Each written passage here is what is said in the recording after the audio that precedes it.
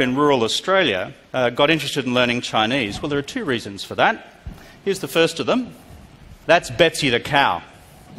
Now, Betsy the cow was one of a herd of dairy cattle that I grew up with on a farm in rural Australia. See those hands there? These are not built for farming.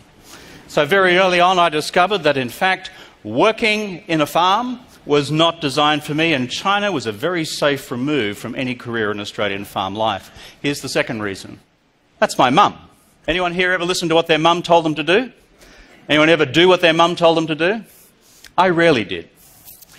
But what my mum said to me was, one day she handed me a newspaper, a headline which said, "Here we have a huge change, and that change is China entering the United Nations." 1971.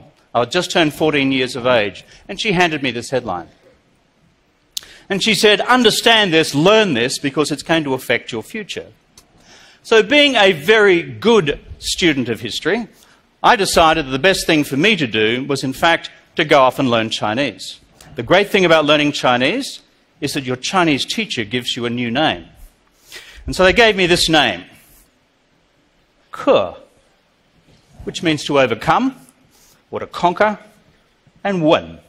And that's the character for literature, or the arts. Ke Wen, conqueror of the classics. Any of you guys called Kevin? It's a major lift from being called Kevin to be called conqueror of the classics.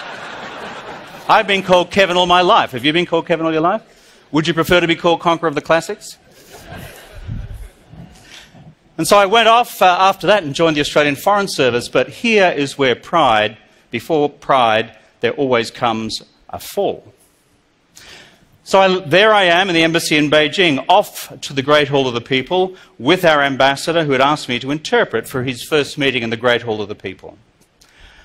And so there was I. If you've been to a Chinese meeting, it's a giant horseshoe. At the end of the horseshoe are the really serious poobahs, and down the end of the horseshoe are the not-so-serious poobahs, the junior woodchucks like me. And so the ambassador began with this inelegant phrase. He said, "China and Australia are currently enjoying a relationship of unprecedented closeness." Now I thought to myself, that sounds clumsy. That sounds odd. I will improve it.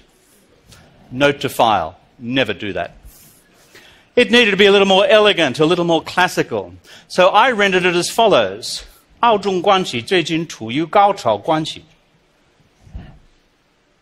There was a big pause on the other side of the room. You could see the giant poobahs at the head of the horseshoe, the blood visibly draining from their face, and the junior woodchucks at the other end of the horseshoe engaged in peals of unrestrained laughter.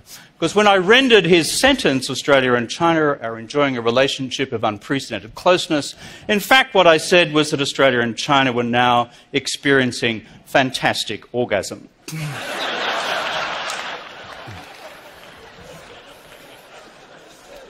That was the last time I was asked to interpret.